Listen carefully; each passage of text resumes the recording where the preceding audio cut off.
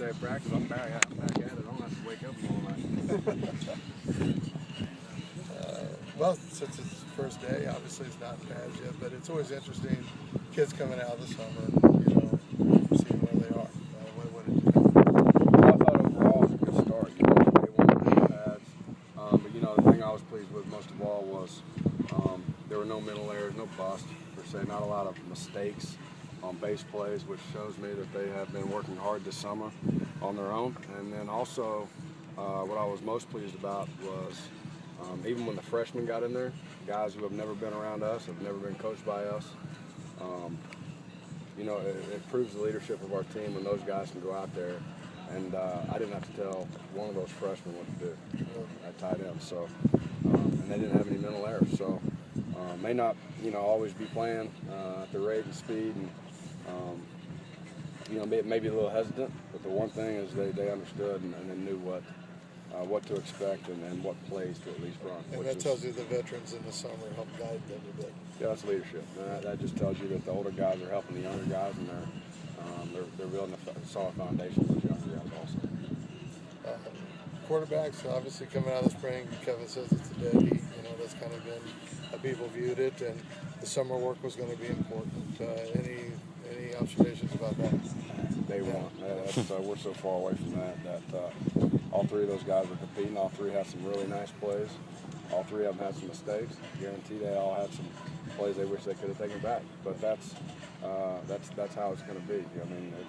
It's a matter of going out there day one and how are you holding yourself, how are you presenting yourself, how are we working as a team, how much effort are we giving, and how are we straining. And that's what today's all about. It's not about plays. We've obviously talked to Coach Wilson a lot about that spot, but what's most important to you at that position? What do you want? What's most important for you to see from one of those guys to win that job? I want someone to take it and be the man. Step up and be the guy. A guy like Ted Bolser, obviously played a lot of football here. How good of a year do you expect him to have, and can he have?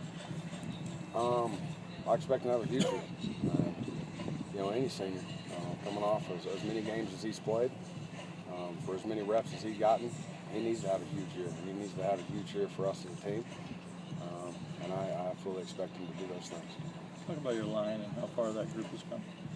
Big time. A lot of those guys were freshmen coming in last year.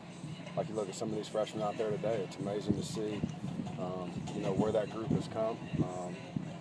And that's a direct reflection upon Coach Fry and Coach Stanchek and Coach Wilson. Those guys have done a great job with those guys, and it's also shows how much those guys have worked over the summer. Over the summer, you think of how guys work over the summer, and they work out, and a lot of skilled guys go out and do 7-on-7, throw, catch, and all that. But you don't hear much about the O-line and D-line. They have a part and they have a role to play too, and it just shows that they're out there working.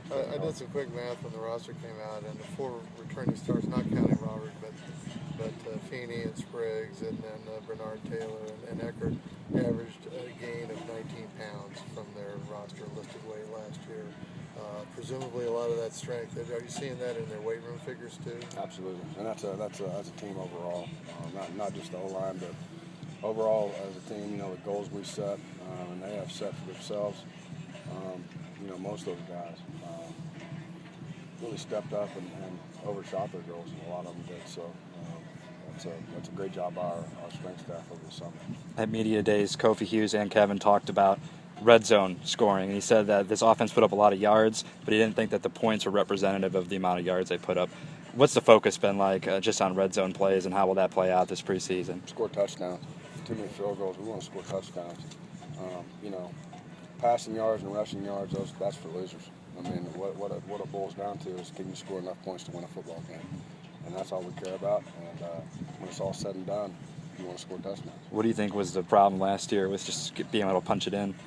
What's the focus on this year to correct that? We got to be more physical in the run game. We got to establish a run game more.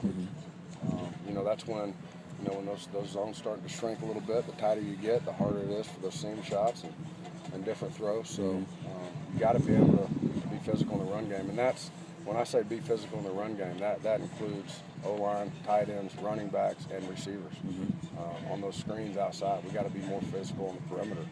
with those outside guys. So it's as a team, as a group, we got to be more physical. With the receivers, are you excited about this group? It seems like other than quarterback, could be one of the most hotly contested positions. A bunch of guys pushing each other.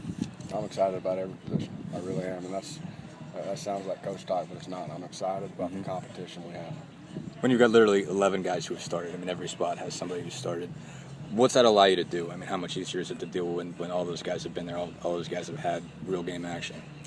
Well, it allows us, they know the standard, and they know what we're looking for, and so you don't have to, go over the same teaching points of what it looks like to practice. And, so that obviously helps. You're not teaching stuff other than football. With Deweese Wilson, he's had injuries in the past and has had some really talented guys in front of him. Do you think he could have a big year this year now that he's finally healthy?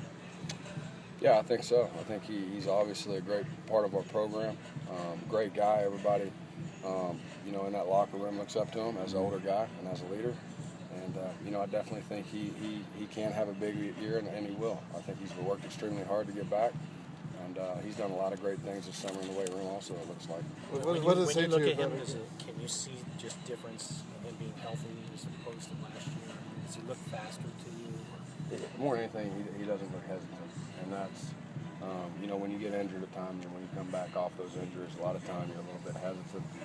Sometimes the speed of the game, the ball skills, a lot of the different, and especially at that position, stuff that you really haven't worked on when you've been injured, that shows. But he's not hesitant right now. What does it say to you about a guy who tries to play through a sports hernia like that? He's coming off another injury, and then he has a sports hernia.